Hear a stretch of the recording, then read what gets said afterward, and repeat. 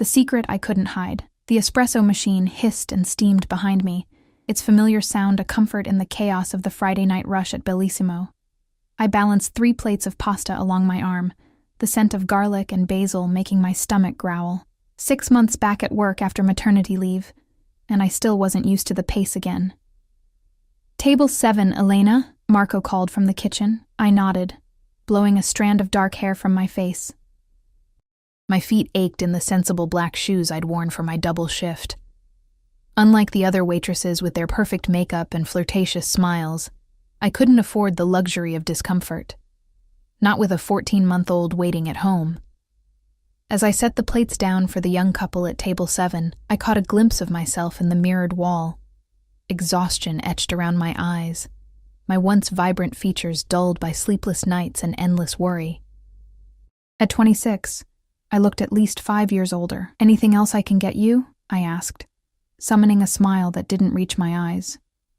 The woman, draped in a dress that probably cost more than my monthly rent, barely looked up. "The Parmesan. Fresh, not pre-grated." I was turning to fetch it when the front door opened, and the restaurant's ambient chatter dropped to a murmur. It always happened this way when he arrived. Like animals sensing a predator, people instinctively lowered their voices, their eyes darting nervously before fixing firmly on their plates. I didn't need to look to know it was him. The air itself seemed to change, charged with danger, and something else I refused to name, but my eyes betrayed me, drawn to him like a moth to flame. Dante Russo, owner of this restaurant and 3 others across the city, officially a successful businessman. Unofficially, the head of one of the most powerful crime families in Boston, the father of my son. He moved with the casual confidence of a man who feared nothing and no one, his charcoal suit tailored to his broad shoulders, making even his simplest movements seem like a display of power. 2 men flanked him, one older with salt and pepper hair who I recognized as his consigliere, the other younger with watchful eyes constantly scanning the room. My hands trembled as I retreated to the kitchen, my heart hammering against my ribs. In 14 months, I'd managed to avoid him almost entirely. A miracle considering he owned the restaurant. But I'd switched to day shifts after my brief vacation to have the baby, only picking up night shifts when I heard he was out of town. Tonight was supposed to be safe. Marco had assured me Dante was attending some gala across town. "Elena." Marco's voice startled me as I entered the kitchen. The head chef's face was grim. "Mr. Russo is asking for you." Ice flooded my veins. "Me? Why?" Marco shrugged, but the sympathy in his eyes told me he suspected more than he let on. "He's in the private dining room. Best not to keep him waiting." My fingers clutched the edge of the steel prep table. "Can't Sophia go? I have 3 tables waiting for Elena." Marco's tone was gentle but firm. "He asked for you specifically." The walk to the private dining room felt like a death march. Each step on the polished floor echoed my rising panic. One night, one mistake. That's all it had taken to shatter my carefully constructed life, and now the consequences weren't just mine to bear. Little Matteo's face flashed in my mind, his dark curls and amber eyes, his father's eyes. I paused outside the heavy oak door, smoothing my black apron with damp palms. A prayer formed on my lips that this was just a coincidence, that he simply wanted to discuss the restaurant that he hadn't somehow discovered. The door opened before I could knock. The younger bodyguard's face was expressionless as he stepped aside to let me enter. Dante sat alone at the head of the long table, a single glass of whiskey before him. The room's dim lighting carved shadows beneath his cheekbones, highlighting the strong line of his jaw. At 38, he was in his prime, dangerously handsome in a way that made women forget the rumors that followed him like shadows. "Elena." My name in his mouth sounded different, the Italian pronunciation rolling off his tongue like dark honey. "It's been a while." I kept my eyes lowered, hands clasped before me. "Mr. Russo, what can I get for you tonight?" A soft chuckle. "Look at me, Cara." The endearment sent a shiver down my spine. Not entirely from fear. Slowly, I raised my gaze to meet his. Those eyes. The exact shade of amber that greeted me every morning when I lifted my son from his crib. 14 months, 3 weeks, and 2 days. His voice was conversational, but I didn't miss the dangerous edge beneath. That's how long it's been since you disappeared from my night shift staff, since you served me dinner right at this table, accepted my invitation for a drink after your shift, and ended up in my bed." He tilted his head, studying me, and then vanished. My throat constricted. I needed a change of schedule. For personal reasons. Personal reasons, he repeated, swirling the amber liquid in his glass. Such as having a baby, perhaps? The room tilted beneath my feet. I gripped the back of a chair to steady myself. "I don't see how my personal life is any of your concern, Mr. Russo." His expression didn't change, but the temperature in the room seemed to drop 10 degrees. "Sit down, Elena." It wasn't a request. I sank into the chair, legs suddenly too weak to support me. "I have a policy of respecting my employees' privacy," he continued. "What they do outside these walls is their business, unless it becomes mine." He reached into his jacket and withdrew his phone. After a moment, he turned the screen toward me. "Is this your son?" The picture showed Mateo in the arms of my neighbor, Mrs. Petrov, who watched him during my shifts. They were in the park 2 blocks from my apartment. Mateo's face was caught mid-laugh, his amber eyes bright in the sunlight. Acid burned the back of my throat. "How did you—" "That's not the important question, Elena." His voice remained calm, almost gentle. "The important question is why your son has my eyes, my mother's chin, and the same birthmark on his shoulder that every firstborn Russo male has had for 5 generations. The walls closed in around me. This couldn't be happening. I'd been so careful, moving to a different neighborhood, switching my shifts, even telling my family I'd had a brief relationship with a man who'd moved abroad before I discovered I was pregnant. Answer me." Steel threaded through his soft command. "I don't know what you're talking about," I whispered, the lie bitter on my tongue. "Mateo's father was— Don't." The single word cut through the air like a blade. "Don't insult my intelligence. It insults yours as well, and I've always thought you were smarter than this." Tears burned behind my eyes. "What do you want from me?" Dante leaned forward, his forearms resting on the table. The subtle scent of his cologne, cedar and spice, triggered memories I'd fought to suppress for months. "The truth would be a good start," he said. "Why did you hide my son from me?" The question hung in the air between us, loaded with unspoken threats. I knew the stories about Dante Russo, how he dealt with those who betrayed him, how completely he destroyed his enemies, but I also remembered other things.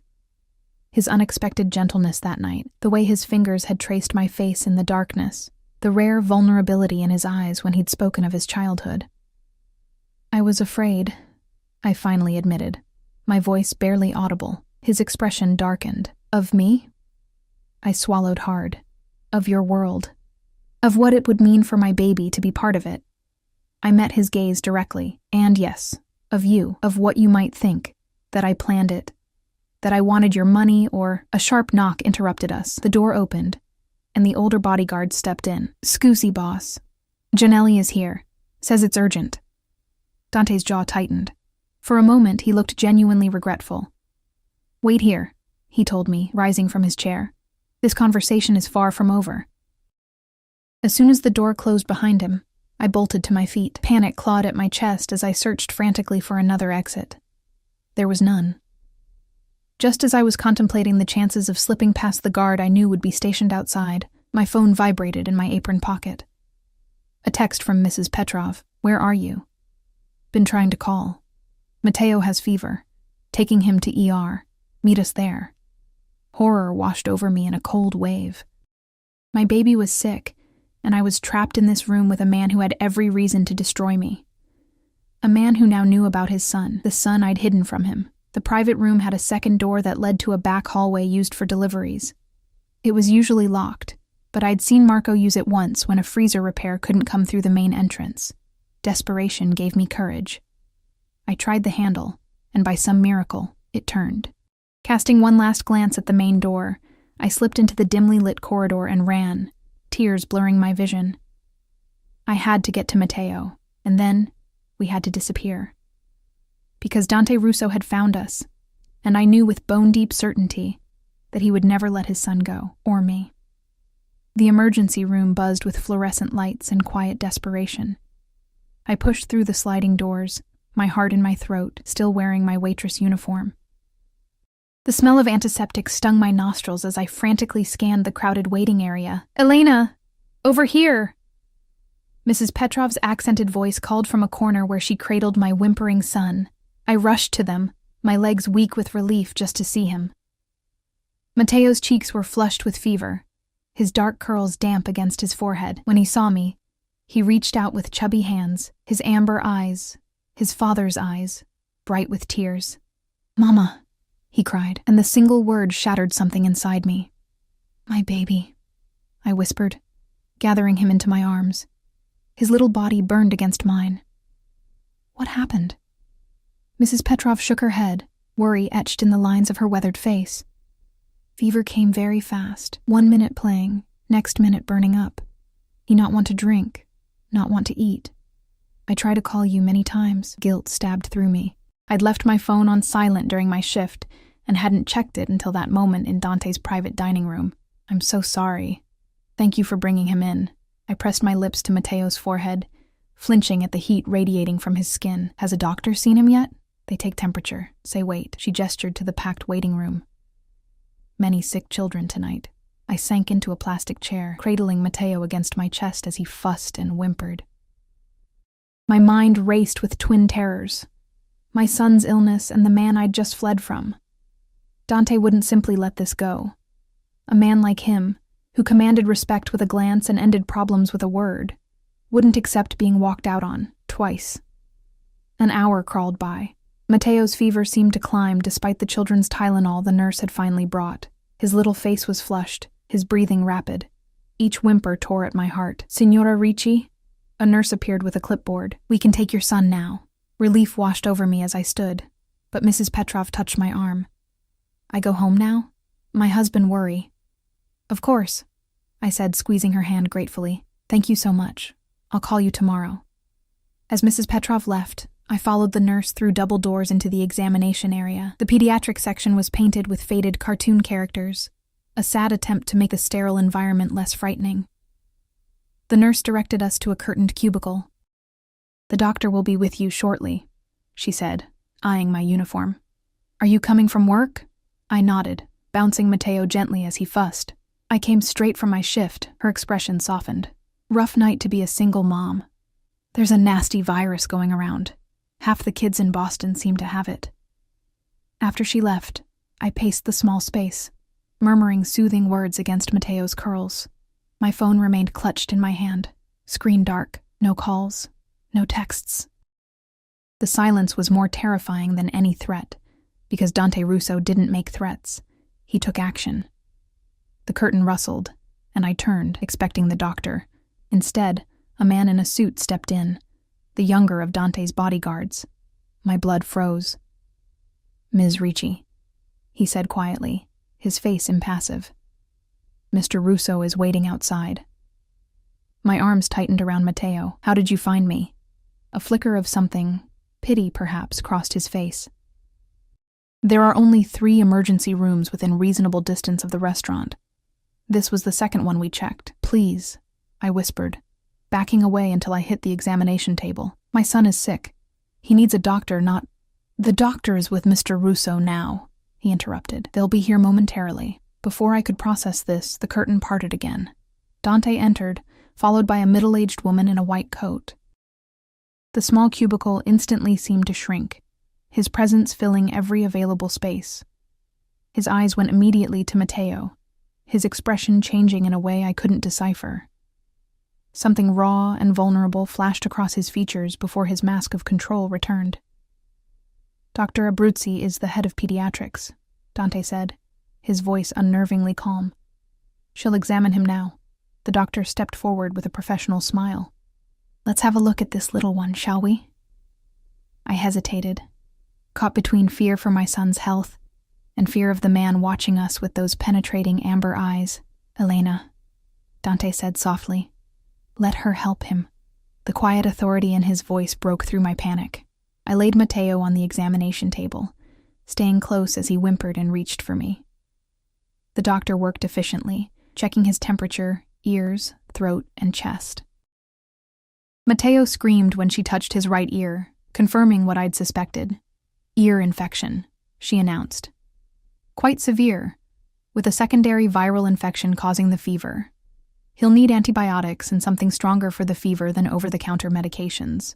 Relief made my knees weak. But he'll be okay? Children are remarkably resilient, she assured me. The fever should break within 24-48 hours with proper medication. I'm going to admit him overnight for IV fluids and to monitor that fever, though. He's showing signs of dehydration. Fear clutched at my throat again. Admit him? I don't have insurance. The words hung in the air, a stark reminder of the precarious life I'd built, one in which a single hospital stay could destroy the fragile financial balance I maintained. That's been taken care of, Dante said, his tone brooking no argument. Dr. Abruzzi nodded. I'll get the admission process started and order his medications. A nurse will be in shortly to take you to a room. After she left, silence descended on the cubicle. Matteo had exhausted himself crying, and now lay whimpering softly as I stroked his damp curls. I could feel Dante's eyes on us, assessing, calculating. You left.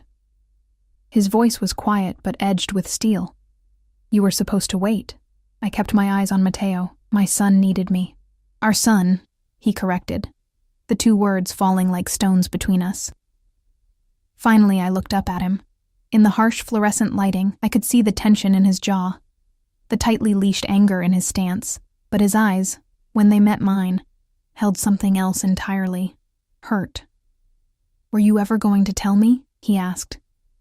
The question caught me off guard with its simplicity, its raw honesty. For a moment, I saw past the mafia boss to the man, a man discovering he had a child who'd been kept from him. I don't know, I admitted. I wanted to at first. But then I heard about what happened to the Moretti family, and His expression darkened. The Morettis betrayed me. They tried to sell information to federal agents that would have destroyed everything my father and grandfather built. They had children, I whispered. 2 little girls who ended up in foster care when both their parents disappeared. Dante's face became a mask. You think I would harm a child? My own child? No. The answer came instinctively, surprising me with its certainty. Whatever else Dante Russo might be, I'd sensed that night in his arms that the rumors of his cruelty were both true and incomplete. There was honor in him, twisted though it might be. But your world would harm him. The danger, the violence, the constant looking over your shoulder.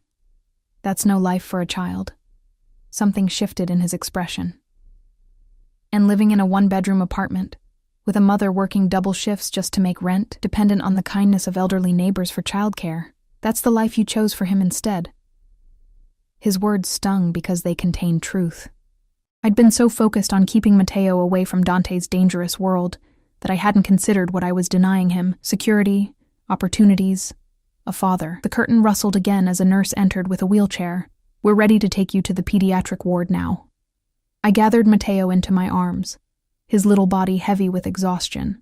As I moved to sit in the wheelchair, Dante stepped forward. I'll carry him, he said. Not a request, but not quite a command either. Our eyes locked in a silent battle of wills. Then Matteo stirred, looking up blearily. His fever-bright eyes found Dante, widening slightly at the unfamiliar face. For a breathless moment, father and son regarded each other. Then, to my astonishment, Matteo reached out one small hand toward Dante. Something powerful and unnameable passed over Dante's face as he carefully took our son into his arms. Matteo settled against his chest as if he somehow recognized the man who had given him half his DNA, his little head finding a place beneath Dante's chin. The sight pierced me. This was what I had feared most, not that Dante would reject his son, but that the connection between them would be undeniable, unbreakable, that once Dante held his child, he would never let go. The nurse wheeled me alongside them as we made our way to the elevator, Dante's bodyguard following at a discreet distance. In the confined space of the elevator, I could see the wonder in Dante's eyes as he looked down at the child in his arms, the possessive curl of his fingers around Matteo's small form. He has my mother's chin, he murmured, almost to himself. And your eyes, I said softly. From the moment he was born, all I could see was you. His gaze lifted to mine, intense and searching. Yet you ran. Before I could answer, The elevator doors opened to the pediatric floor. The nurse led us to a private room. Not the shared ward I'd expected. Inside was a hospital crib, a reclining chair, and surprisingly, a small sofa. The room had clearly been arranged in haste, items brought in from elsewhere in the hospital. Dante gently laid Matteo in the crib as a different nurse entered to start the IV. I moved to my son's side, holding his hand and murmuring reassurances as the needle went in. His weak cry tore at my heart. Through it all, Dante remained, his presence a shadow at my back. When the nurse finished and left, promising to return with the first dose of antibiotics, I finally turned to face him. "Thank you," I said stiffly. "For the private room, the specialist. But you don't need to stay. I can handle this." His expression hardened. "Like you've handled everything else? Keeping my son's existence from me? Running the moment my back was turned?" "I was trying to protect him," I insisted, keeping my voice low for Matteo's sake. "From his father? From becoming a target," I hissed. "Everyone knows the Russo name in this city. Everyone knows what happens to the enemies of Dante Russo. What do you think happens to those he loves?" Something dangerous flashed in his eyes. "They receive my protection, my resources, my life, if necessary." "And what about what I want?" I challenged, finding courage in my exhaustion and fear. "Did you consider that maybe I didn't want to be owned by you? That maybe I wanted a normal life for my son, not one surrounded by bodyguards and blood money?" The moment the words left my mouth, I knew I'd gone too far. Dante's face became perfectly, terrifyingly still. "Is that what you think happened between us?" he asked, his voice deadly quiet. "That I sought to own you?" I swallowed hard. "I think a man like you is used to taking what he wants, and I couldn't bear it if what you wanted next was my son." Dante stepped closer, close enough that I could smell his cologne, feel the heat radiating from his body. "What I wanted," he said softly, "was to see you again after that night. What I wanted was to understand why a waitress with sad eyes and a smile that didn't reach them had haunted me for weeks. What I wanted was a chance to know you, Elena Ricci." His words hit me with the force of a physical blow. I remembered how he'd sought me out in the weeks before that night, requesting me specifically when he dined at the restaurant, how our conversations had started with simple courtesies and evolved to genuine exchanges. How, when he'd finally invited me for a drink after my shift, it had felt inevitable. "And now?" I whispered, acutely aware of Matteo sleeping fitfully in his crib beside us. Dante's eyes darkened. "Now I want my son, and I'm not a man accustomed to being denied what's mine." Morning light filtered through the hospital blinds, casting thin stripes across Matteo's sleeping face. His fever had broken sometime in the early hours, his little body finally cool to the touch. Relief had left me hollow, exhaustion seeping into my bones as I curled awkwardly in the reclining chair beside his crib. I hadn't meant to fall asleep, not with Dante still in the room. Yet there he was when I opened my eyes, seated on the small sofa, his jacket removed and shirt sleeves rolled up to reveal strong forearms. Despite having spent the night in a hospital room, he looked immaculate, not a hair out of place, his posture perfect even in repose. Only the shadow of stubble on his jaw betrayed the passage of time. His eyes met mine, alert despite the early hour. He'd been watching me sleep.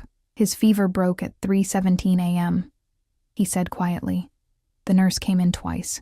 "You didn't wake either time." I pushed myself upright, wincing at the stiffness in my neck. "You stayed all night?" "Of course." The simple certainty in his voice made my chest tighten. I stood, stretching discreetly as I moved to check on Matteo. His cheeks had lost their alarming flush, his breathing deep and even. The IV in his tiny hand was secured with colorful tape decorated with cartoon characters. I touched his curls gently, relief washing through me anew. "He looks like my brother did at that age," Dante said, coming to stand beside me. "Salvatore was the spitting image of our father, just as I was of our grandfather." The casual mention of his family startled me. In all the rumors and whispers about Dante Russo, his personal history remained largely shrouded. People spoke of his business dealings, his ruthlessness, his calculated generosity to those under his protection, but rarely of the man himself. You never mentioned a brother that night, I said cautiously. A shadow crossed his face. Salvatore died when I was 15. A drive-by shooting meant for my father. Horror washed through me. I'm sorry. It was a long time ago. His voice was controlled, but I caught the lingering pain beneath the words. He touched Matteo's hand with one finger, the gentleness of the gesture at odds with everything I'd heard about him. My father changed after that, became harder, more ruthless. He taught me that in our world, love is weakness, because it gives your enemies leverage. I swallowed hard. Is that what you believe? His amber eyes, so like our son's, met mine. I believed it until I saw his face. He nodded toward Matteo. Now I understand what my father meant. Love doesn't make you weak. It makes you vulnerable, and vulnerability can be dangerous. That's why I ran, I whispered. I couldn't bear the thought of Matteo becoming that kind of vulnerability. A target. Dante's expression hardened. You think I couldn't protect my own son? I think you have enemies powerful enough to make you post guards outside a hospital room all night, I countered, having noticed the suited man stationed outside our door when a nurse entered earlier. A ghost of a smile touched his lips. Observant.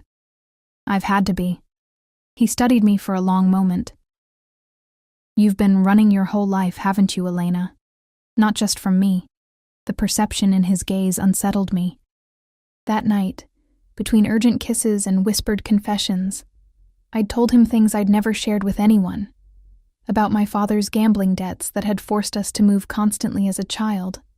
About the scholarship I'd lost when I had to take care of my mother during her illness. About dreams deferred and hopes abandoned. My life hasn't been easy, I admitted. But it's mine. I make my own choices. And what about Matteo's choices? He asked quietly. Where is his voice in all this? The question landed like a blow. I turned away, pretending to adjust Matteo's blanket to hide the emotion on my face. What right did I have to deny my son his father, especially a father who clearly wanted him? What right did I have to deny him the security, the opportunities, the life that Dante could provide? But the counterpoint came just as swiftly. What right did I have to expose him to Dante's world, to the danger that had claimed his uncle's life? A soft knock interrupted my spiraling thoughts. A nurse entered with a breakfast tray and Matteo's morning medication. Good news, she said cheerfully. Dr. Abruzzi says if he continues improving, you can take him home this afternoon. Home. The word echoed hollowly. My tiny apartment with its leaking faucet and temperamental heating. The place where I'd brought my newborn son. Where I'd whispered promises into his tiny ear that I would always keep him safe. Always put him first. The nurse checked Matteo's vitals and changed his IV bag, chatting pleasantly about the beautiful flowers that had been delivered to the nurse's station for us. I smiled and nodded, not missing how she kept glancing at Dante with a mixture of curiosity and unease. When she left, an uncomfortable silence fell between us. I have a proposition, Dante finally said, his tone businesslike. Come stay at my house while Matteo recovers. It's quiet, secure, with a full staff including a live-in doctor. He'll receive the best care possible. I stared at him. You want us to move in with you? Temporarily, he clarified. Until he's fully recovered. After that, we can discuss more permanent arrangements. My spine stiffened. Permanent arrangements? His expression remained impassive. Matteo is my son. I intend to be part of his life going forward. How that looks is something we need to discuss, but I think we can both agree that your current living situation is not ideal. Anger flared, hot and sudden. You don't get to walk into our lives after 14 months and start making judgments about how I've raised him. I've done everything to give him a good life. I know you have, he said, and the unexpected gentleness in his voice doused my anger. I can see how much you love him, Elena. It's written in every sacrifice you've made, every double shift you've worked. He stepped closer. But you don't have to do it alone anymore. The sincerity in his eyes weakened my resolve. For 14 months I'd carried the weight of single motherhood, the constant worry about money, the exhaustion, the fear that one misstep would bring everything crashing down. The thought of sharing that burden, even with someone like Dante, was tempting in a way I hadn't anticipated. "I need time to think," I said finally. He nodded once, accepting my non-answer with surprising grace. "The offer stands. For now, I have some business to attend to. My driver will take you and Matteo to my house when he's discharged." I didn't agree to... "Elena." He cut me off, his voice gentle but firm. "Your apartment has no air conditioning. It's August in Boston, and Matteo is recovering from a high fever. Think of what's best for him right now, not your pride." The truth of his words stung. My apartment would be stifling in the summer heat, the ancient fan in the window doing little to cool the stuffy rooms. "1 week," I conceded reluctantly, "just until he's better." Something like triumph flashed in Dante's eyes, quickly masked. "My driver will bring some of your things from your apartment. Is there anything specific you need?" The casual way he spoke of having someone enter my home should have alarmed me, but I was too exhausted to protest. I gave him a short list: Matteo's favorite stuffed elephant, his comfort blanket, my toiletries, enough clothes for a few days. Dante made a quick phone call, relaying my requests in rapid Italian. When he hung up, he approached the bed and, to my surprise, leaned down to press a gentle kiss to Matteo's forehead. "I'll return this afternoon," he said, straightening. His eyes met mine, intense and unreadable. "Try to rest. You look exhausted." After he left, I sank back into the chair, my mind spinning with the implications of what I'd agreed to. 1 week in Dante Russo's home. 1 week of watching my son bond with his father. 1 week that could change everything. Matteo stirred, his eyes fluttering open. When he saw me, a smile spread across his face, and he reached for me with grabby hands. "Mama." I lifted him carefully, mindful of the IV, and settled him in my lap. He snuggled against me, still warm, but no longer burning with fever. "Hey, little man," I murmured against his curls. "Feeling better?" He babbled happily in response, the worst of his illness behind him. As I held him, I couldn't help but think of how he'd reached for Dante, how natural he had looked in his father's arms. The hours passed slowly. Matteo napped, ate a little applesauce, and played with the stuffed dog a nurse brought him. Dr. Abruzzi returned mid-morning, pleased with his progress, and confirming he could be discharged after lunch. By 1 o'clock, we were prepared to leave. Matteo, dressed in the fresh clothes Dante's driver had delivered, squirmed in my arms as a nurse went through discharge instructions. I nodded automatically, accepting prescriptions and follow-up appointment cards, my stomach knotting with each passing minute. Just as we finished, Dante appeared in the doorway. He'd changed into a fresh suit, dark blue this time, his presence commanding immediate attention from everyone in the room. The nurse faltered mid-sentence, her eyes widening slightly. "Ready?" he asked, crossing to us and taking the discharge papers from my hand. He reviewed them quickly before passing them to one of his men who had materialized beside him. I nodded, unable to find my voice as the reality of what I'd agreed to settled over me. Matteo, however, had no such reservations. He looked at Dante curiously, then broke into a gummy smile, reaching one hand toward him. Something softened in Dante's expression. Without hesitation, he took Matteo from my arms, settling him expertly against his chest. "Hello, Piccolo. Feeling better?" Matteo patted Dante's face in response, fascinated by the stubble on his jaw. The nurse wheeled me to the hospital entrance, where a sleek black SUV with tinted windows waited at the curb. Dante's driver held the door as Dante carefully placed Matteo in a brand new car seat, one that certainly hadn't been there when we arrived at the hospital. "You've been busy," I observed as I slid in beside my son. Dante gave me an unreadable look as he settled across from us. "I take care of what's mine." The possessive statement sent a shiver down my spine. Not entirely from fear. I remembered all too well how those hands had claimed my body that night, how his whispered words had made me feel simultaneously possessed and cherished. The drive to Dante's home took us out of the city, through increasingly affluent neighborhoods, until we turned onto a private road lined with ancient oaks. Wrought iron gates opened silently as we approached, revealing a sprawling estate set back from the road. The house itself was a stunning blend of old-world architecture and modern design, stone and glass, elegant and imposing. "This is where you live?" I asked, unable to keep the awe from my voice. A smile touched Dante's lips. One of my homes, yes. The SUV pulled to a stop at the front entrance, where a middle-aged woman in a simple black dress waited. As we exited the vehicle, she stepped forward with a warm smile. "Welcome home, Mr. Russo," she said, her accent distinctly Italian. Her eyes moved to Matteo and me, her expression softening. "And welcome to you both. I'm Sophia, the housekeeper." "Elena," I said, feeling strangely self-conscious in my rumpled clothes. "And this is Matteo." Sophia's eyes crinkled as she smiled at my son. "He looks just like you did as a baby, Mr. Russo. The same eyes." Dante nodded, something like pride flickering across his face. "Sophia has been with my family since I was born. She'll show you to your rooms while I speak with Dr. Gentile about Matteo's care." "Doctor?" I questioned. "My personal physician," Dante explained. "He'll be monitoring Matteo's recovery."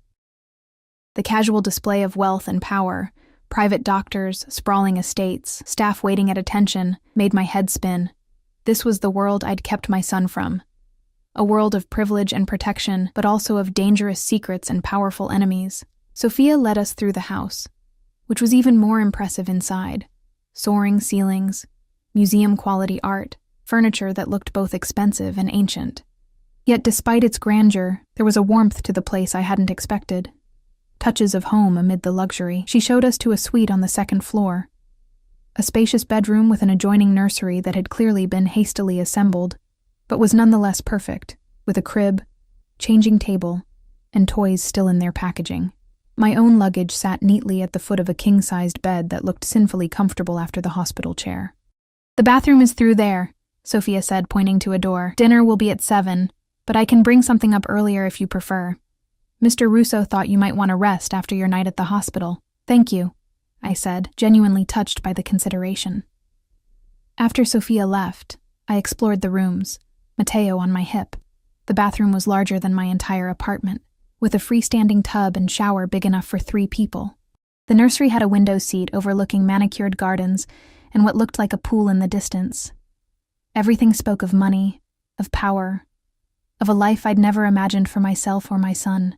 I was laying Matteo down for a nap when a soft knock came at the door. I opened it to find Dante, his tie removed and collar unbuttoned. "Is everything to your satisfaction?" he asked, his eyes moving past me to where Matteo was already drifting to sleep in his new crib. "It's beautiful," I admitted. "Too beautiful. This isn't real life, Dante, at least not my life." His expression turned serious. It could be. The simple statement hung in the air between us, loaded with implications. "What exactly are you offering?" I asked, my voice barely above a whisper. Dante stepped closer, close enough that I could smell his cologne, feel the heat of his body. "Everything, Elena, for both of you." My heart thundered in my chest. "And what would you expect in return?" His eyes darkened. "That's the question, isn't it? What do you think I want from you?" Before I could answer, Matteo called out sleepily from his crib. I turned automatically, grateful for the interruption. "We'll continue this conversation later," Dante said softly. "Rest now. You're safe here." As he walked away, I couldn't help but wonder if that was true. Because in Dante Russo's world, safety came with strings attached. And I wasn't sure I was ready to learn what those strings might be, or if I'd already become hopelessly entangled in them. Days at Dante's estate fell into an unexpected rhythm. Matteo recovered quickly, his energy returning with each passing day. By the 3rd morning, he was crawling rapidly through the spacious rooms, pulling himself up on furniture and babbling excitedly at everything new he discovered. I watched him bloom in this environment. From the nutritious meals prepared by Dante's personal chef to the gentle attention of Sophia, who doted on him as if he were her own grandchild. Dr. Gentile visited daily, pronouncing himself satisfied with Matteo's progress and adjusting his medications accordingly. And then there was Dante.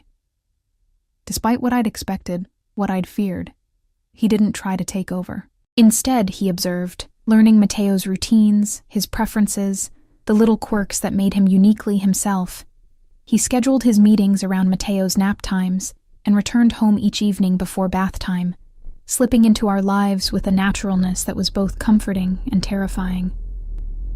On the 4th evening, I found myself on the terrace outside my suite, watching the sunset paint the sky in streaks of gold and crimson. Matteo had fallen asleep early, exhausted from an afternoon spent exploring the garden with Sophia. Wine?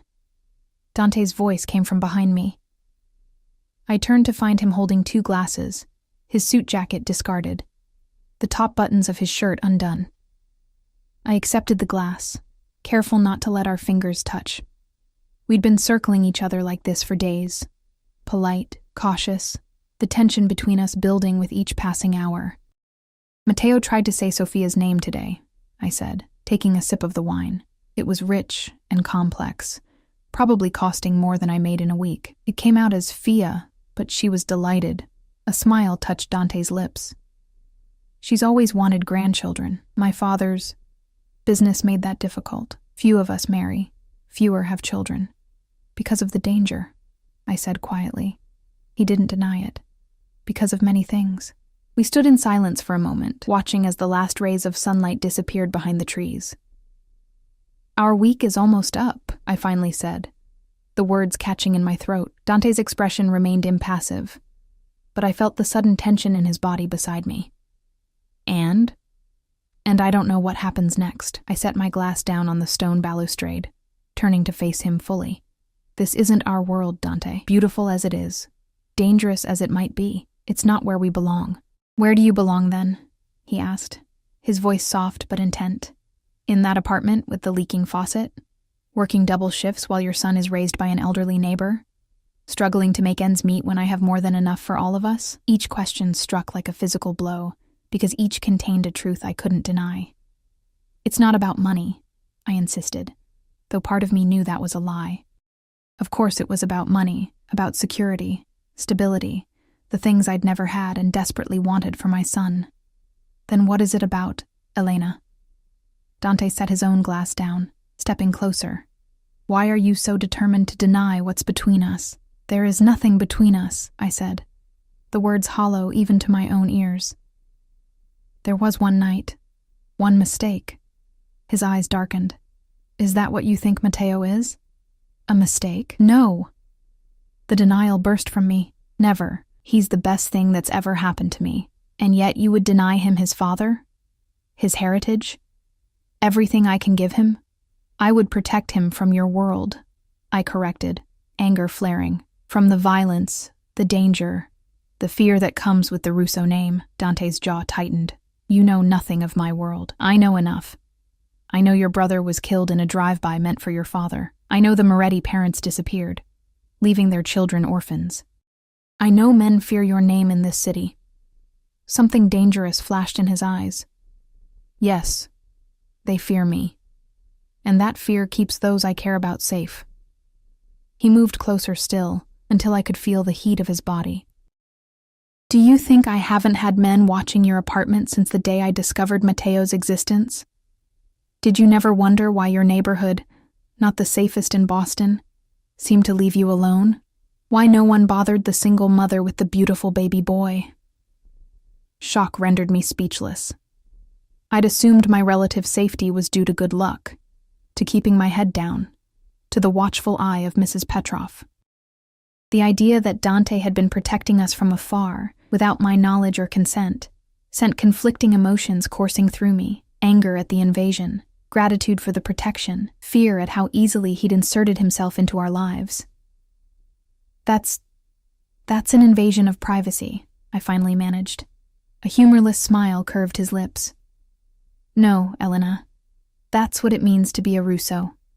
To protect what's ours, by any means necessary. We are not yours, I insisted, even as something inside me wavered at the intensity in his gaze. Aren't you? His voice dropped lower, sending a shiver down my spine that had nothing to do with fear. Matteo carries my blood, my name, whether you've given it to him or not. And you? His hand came up, fingers brushing my cheek with unexpected gentleness.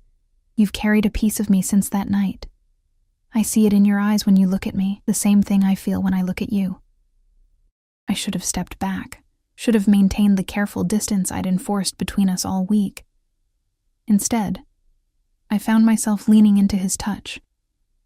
my body remembering what my mind had tried to forget, how perfectly we had fit together that night. How his hands had drawn pleasure from me I'd never known existed. How safe I'd felt in his arms despite knowing exactly who and what he was. I was afraid, I whispered, the admission costing me more than he could know. Not just of your world, but of how I felt about you, one night, and I couldn't get you out of my head. What kind of future could there be for someone like me with someone like you? His thumb traced my lower lip, his eyes following the movement. Someone like you, he repeated softly. A woman of uncommon strength, a mother who would do anything to protect her child. A survivor who has faced every hardship life has thrown at her and remained standing.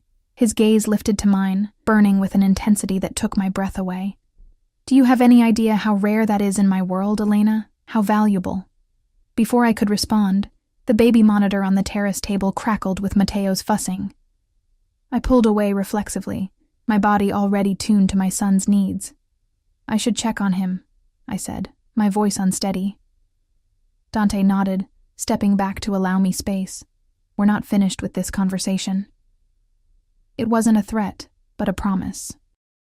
I slipped past him, feeling the weight of his gaze on my back as I returned to the suite. Mateo had kicked off his blanket, his little face scrunched in momentary discomfort.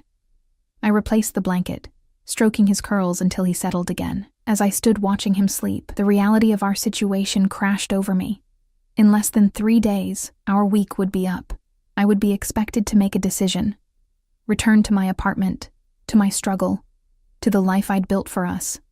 Or accept what Dante was offering: security, protection, a father for my son, and perhaps something for myself I'd never dared to want. The sound of raised voices drew me from my thoughts. Male voices, coming from downstairs, one of them Dante's, his usual controlled tone replaced with something colder, more dangerous. I moved to the door, opening it a crack to listen. Unacceptable, Dante was saying.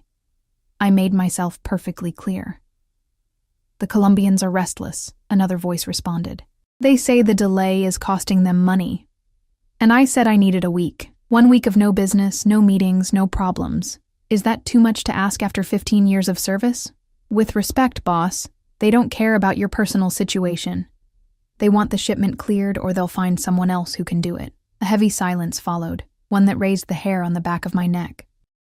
Tell them, Dante finally said, his voice deadly quiet, that if they so much as think about working with anyone else in my territory, what happened to the Garza family will look like a children's birthday party in comparison.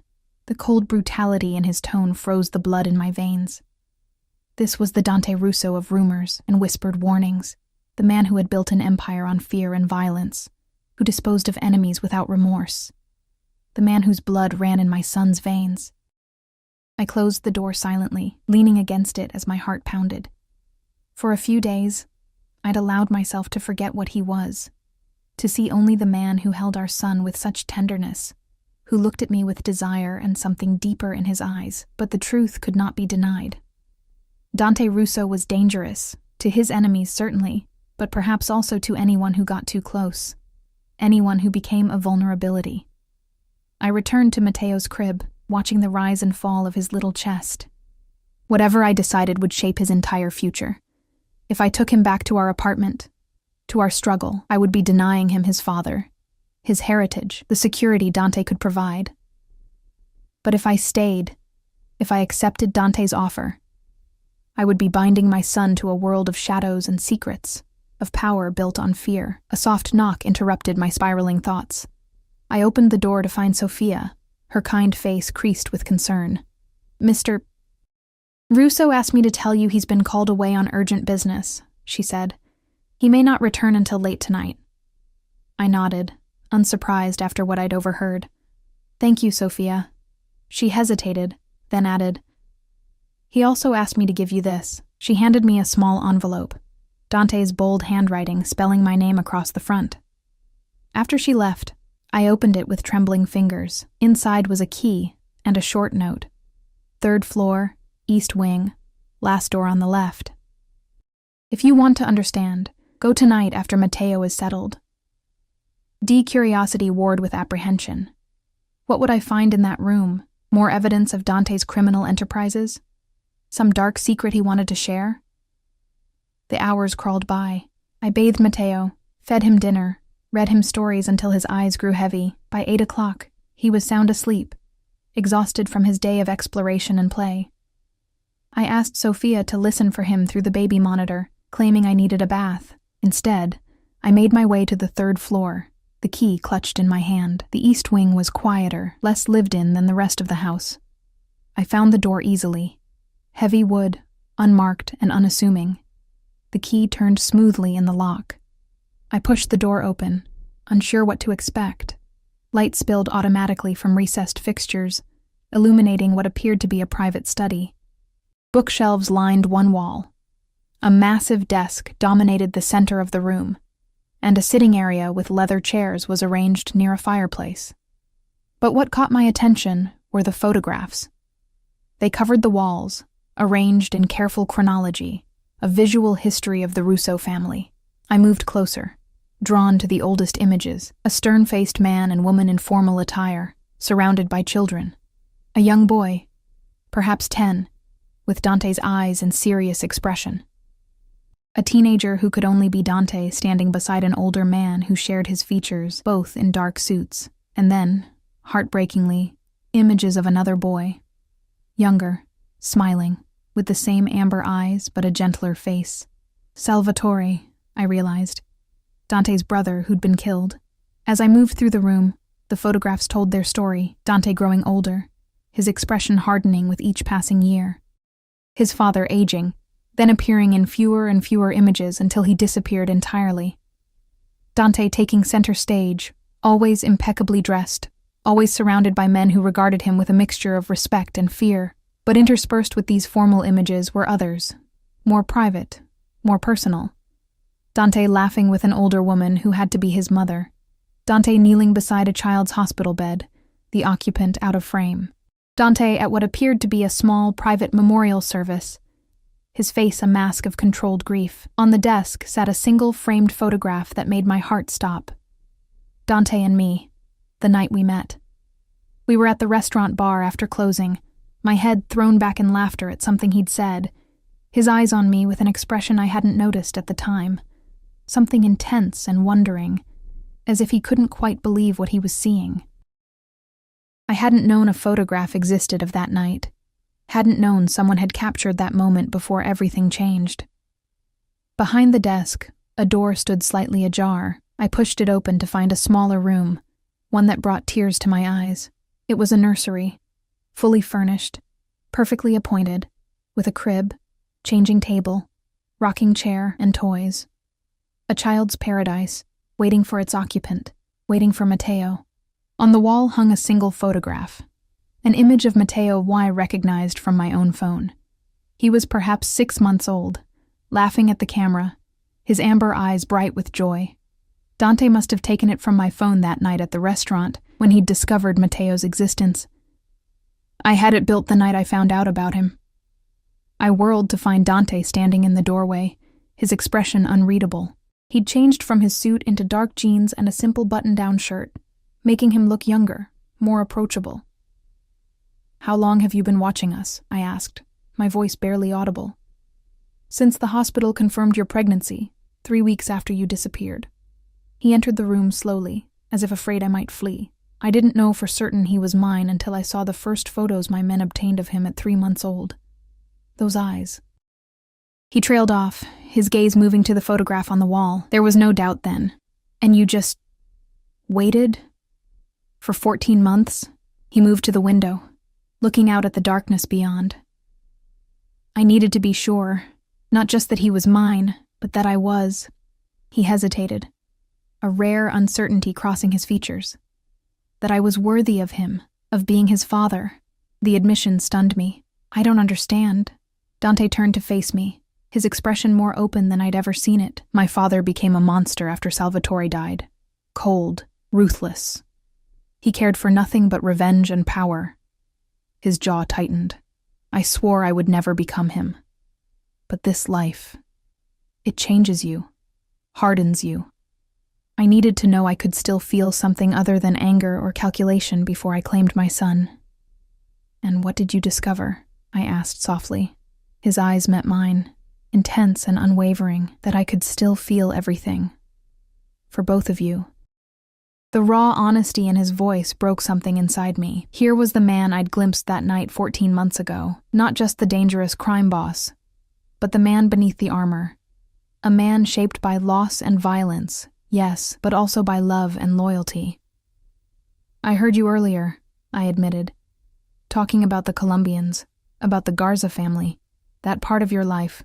It terrifies me, Dante, not for myself, but for Mateo." He nodded, accepting my fear without attempting to dismiss it. "My world is dangerous. I won't pretend otherwise, but it's also changing. The old ways, my father's ways, are dying out. What I've built is different, more legitimate. The violence you heard tonight is the exception now, not the rule. Can you promise me that Mateo will never be touched by it? That he'll never be in danger because of who his father is?" Dante crossed to me, taking my hands in his. "I can promise you that I will burn this world to the ground before I let any harm come to him, or to you." His thumbs traced circles on my wrists. "I've spent 14 months watching my son from a distance, Elena. Building this room, hoping someday he would sleep here. I've spent 14 months wondering about you. If you were safe, if you were happy, if you ever thought of me. I thought of you every day," I whispered, the truth finally breaking free. Every time I looked at Mateo's eyes, every time he smiled or frowned in that way that's so completely you, I swallowed hard. I was afraid of wanting you, of needing you. I've always taken care of myself, and then suddenly there was this man who could give me everything I'd ever needed. But at what cost? "Stay and find out," he said simply. "Not just for a week, not just for Mateo, for yourself, for us." He lifted one hand to my face, cupping my cheek with a gentleness that belied his strength. "I'm not asking you to love me, Elena. Not yet. I'm asking you to give us a chance to become what we could be, a family." The word hung between us, loaded with promise and possibility. Family. The thing I'd never truly had, the thing I desperately wanted to give Mateo. "I'm scared," I admitted. "So am I," he confessed, surprising me again. "I've faced down rival families, federal agents, betrayals from within my own organization, and none of it frightened me like the thought of failing you and Mateo." In that moment, I saw the truth. The dangerous, powerful Dante Russo, feared throughout Boston, ruthless in business and more ruthless to his enemies, was as vulnerable to love as anyone. Perhaps more so, because he'd known so little of it in his life. I leaned forward, resting my forehead against his chest. His arms came around me, strong and secure, and for the first time in longer than I could remember, I allowed myself to lean on someone else's strength. "One step at a time," I murmured against his shirt. "We'll figure it out together." His arms tightened around me. "Together," he agreed, pressing a kiss to the top of my head. We stayed like that for a long moment, the future stretching before us. Uncertain, yes, but no longer something I faced alone. Whatever came next, whatever challenges we encountered, we would face them as a family. Mateo would have his father, would know the strength and protection of the Russo name, would grow up surrounded by love instead of fear, and I would have the chance to discover what might have been, what might still be, with the man who had claimed my heart that night 14 months ago, and had never truly let it go. As Dante's lips found mine in a kiss that felt like coming home, I knew with bone-deep certainty that I'd made the right choice, not just for Mateo, but for myself, because sometimes the most dangerous path is also the one that leads to everything you never knew you wanted. Everything you never dared to dream you deserved.